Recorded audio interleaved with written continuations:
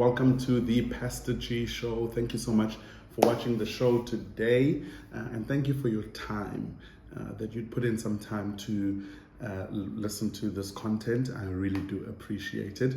And today I am going to be sharing on my experience in the UK. So I've had the privilege of going to the UK, and originally we went there because of a work conference that was happening in Manchester. So we went to Manchester, and I got to experience a bit of Manchester. I enjoyed the work conference that was happening for about 3 days, if I'm not mistaken. It was about 3 days to a week, if I'm not mistaken. And so we got to enjoy the conference in Manchester. But because I love football, I love soccer so much, and I love football, I got an opportunity to see various places. And so whilst the team was doing their thing, I was organizing with some friends and some family friends that are also in the UK to go and explore some places. And so I've had the privilege of seeing Liverpool. I've had the privilege of seeing Manchester, and also visiting Manchester United, the stadium, visiting the Etihad, visiting the Liverpool stadium, visiting the Everton Goodison Park stadium there. Also had the privilege of going to Norwich and seeing the football stadium over there. We also had the privilege of going to Cambridge. We went to London as well, and I am a huge Chelsea fan, but I did not get a chance to see Stamford Bridge, so I'm quite saddened that I couldn't see Stamford Bridge. But the overall experience was really, really quite interesting, to see the different cities, to see how Manchester is, and the cosmopolitan place that it is. And just getting there, it was it's so beautiful. South Africa, there's a thing where you can feel ukuthi, yay, I have been placed in a box. In the UK, I did not feel, particularly in Manchester, I did not feel that box. It was really, really quite amazing to be there. Have a friend that stays in Manchester, and he, got to spend some time with him, and he got to show us some places in Manchester, and it was really, really so interesting and so amazing. And as I said, got the privilege of seeing the Etihad, then also got the privilege of seeing the Manchester United stadium, and because I'm not a Manchester United fan, and so I forgot what the stadium is called. Old Trafford. Got to see Old Trafford. And so it was really quite cool. Then we got to go to Leeds. Leeds is beautiful. I think that's probably one of my favorite areas or cities in the UK. Leeds is wow. It was so beautiful to be in Leeds. We were in Leeds for some time, and got to experience the people there, the city there, the culture over there, and it was so beautiful. It's so awesome even to see that they even value even Lucas Radebe as well so much there. They have a whole painting of him, and some of the great Leeds stars that came from Leeds as well. Kevin Phillips, they have a whole picture of him over there as well. And so it's such a beautiful place. Leeds was one of those places where I was like, lana, I do not mind ukufaka i-CV yam kuzosebenza la, because hey, it was really, really quite nice. It was really quite beautiful. Then I think we had the privilege of going to Cambridge. I was just not sure after Leeds, where did we go to, but I know that we did go to Cambridge, and that also was such a beautiful experience, seeing the student culture in Cambridge was really just amazing. We arrived in the afternoon, and in the evening we got to just get the feel of the city, and on that evening the students were having a whole student dinner type of vibe, and so everybody was wearing their student robes and they were going to this whole, I do not know which part of the school they were going to, and they were going to have this whole student dinner celebration thing that they were having. And you can feel, man, in the air, Oguti, hey, this is a different place, and the students here are, of a different vibe.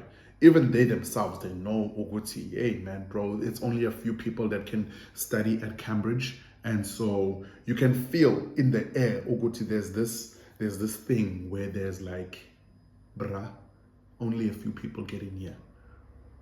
Only a few people getting here, and you own it, and the students owned it, and they had such a level of confidence in the students were so confident that we were interacting with, and it was quite a nice time in Cambridge.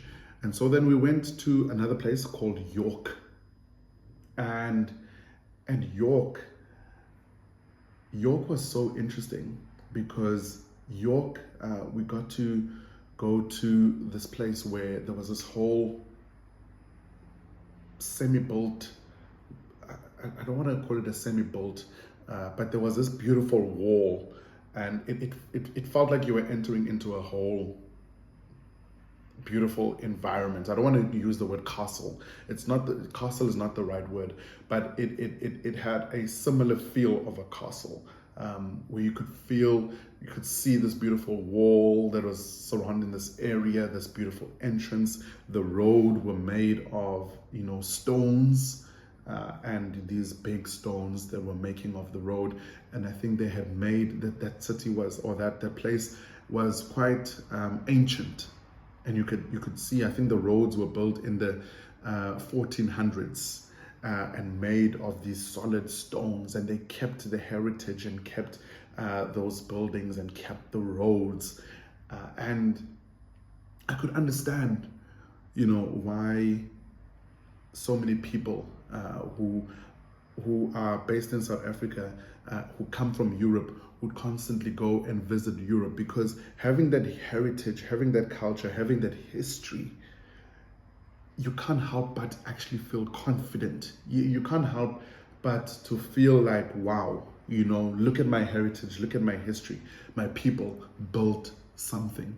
And so it was a beautiful experience, but also for me as a South African, it also saddened me, and it caused me to be slightly angered as well, because I felt like as African people, our history was erased.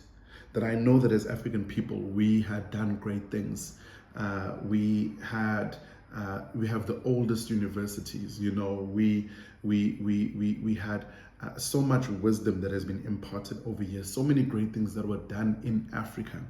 And the reality is that our history as Africans has been erased. And so we do not have the privilege of saying, hey, look at what our ancestors built in the 1400s. Look at what our ancestors built in the year 1000, And for me, it caused me to be slightly sad. And I could understand why why it brings so much confidence towards people who would visit Europe, because then it gives you that sense of, our people, our ancestors had built great stuff. So, yeah, man, as I said, it saddened me to realize that the history of South Africa or even Africa was really erased because of colonization. And so it got me interested into understanding even the history of Africa pre-1652. I wanted to know, what was our history pre-1652? Because in history in school, our history of South Africa starts in 1652, but I'm interested in what happened before then, because I genuinely feel that our history as Africans cannot be a history of, we were just a colonized people, case closed. But actually, no, I wanted to understand what was our history before the colonization that happened 350 to 400 years ago. And so, yeah, got me digging a bit more into South African history, and I could have the privilege of understanding that we actually have a history of going back to 22,000 years back. So yeah, I shot that video, the previous video, just sharing briefly on the history of South Africa. And so that is what got me interested in the history of South Africa. Being in the UK, I got more interested in our history as South Africa, and the African continent, the history of various people in the African continent.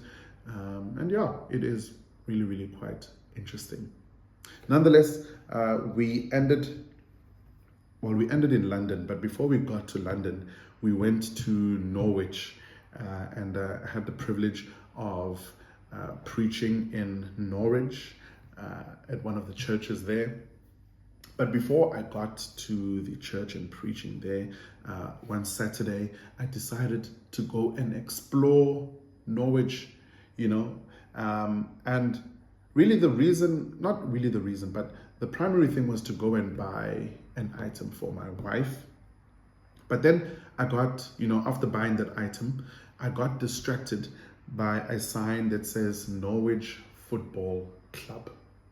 And so I was like, whoa, I need to see this. And so it says Norwich Football Club, and it pointed towards a direction. And so I was like, I need to go see this Norwich Football Club.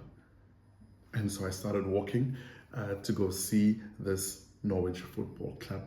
And as I'm walking, 2 minutes now becomes 5 minutes. 5 minutes becomes 10 minutes. And I'm like, where am I walking to? But I'm just walking because I'm really now, dedicated now, and I'm in it now. I'm like, it's been 10 minutes. I've been walking. I'm in it now, from Primark to wherever I've been walking. And so I feel like I need to continue with this walk.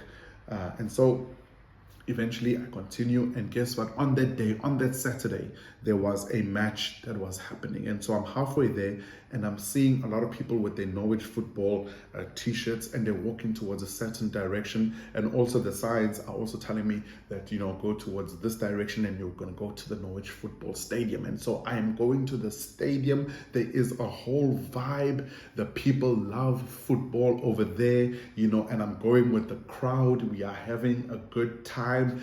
Meanwhile, I do not know anyone, but I am just enjoying myself and enjoying the vibe over there. I get to the stadium, and I see this beautiful stadium, and I'm like, whoa, hey, kumnandila. And so I want to buy a ticket to watch the game, but then I see Uguti, the queue is extremely long to buy the ticket. So I decided, you know what?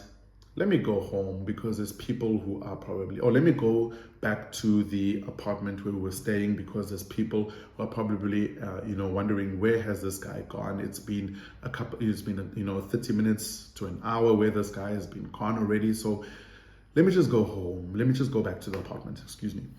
So then I decided to go back to the apartment. But while going back, I was like, you know what? Let me take a shortcut. I am South African. We are people who have created shortcuts. Let me take a shortcut back to the apartment. So I decided to take a shortcut also because it was raining. It was starting to drizzle. And so I was like, yo, I'm not going to go back with this original route. I know this place. I know this place now. I've been here for only 2 days, but I know this place now. Psh. It's not a hard place to, figure your way out. So I decided to take a shortcut. Worst mistake of my life, because from there I got lost. Did I not get lost? I got so lost, and then from it drizzling, it started pouring in rain. It's raining, I am wet. The item that I bought my wife is also wet. I do not know where I'm at. And I'm trying to find a place to get Wi-Fi so that I can get to the location.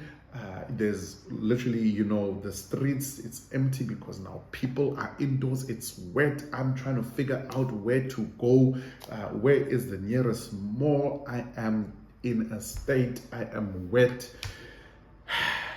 It was bad. And for a whole probably 30 minutes, I was just in the rain trying to figure out how am I going to get to the apartments.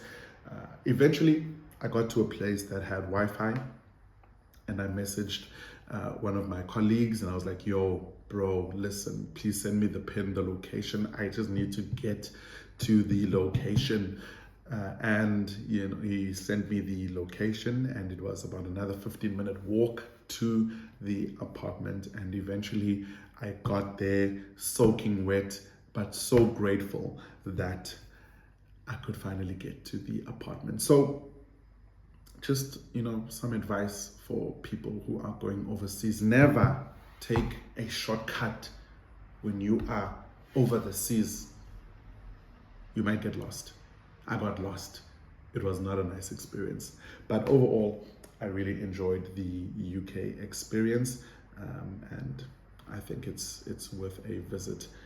But it's also important to also visit parts of our country as well. I think I've visited almost all the provinces in our country, and it is so beautiful. And I think it's really also important to get to see parts of our country as well. Anyways, thank you so much for watching this video, and I hope that you have an amazing day.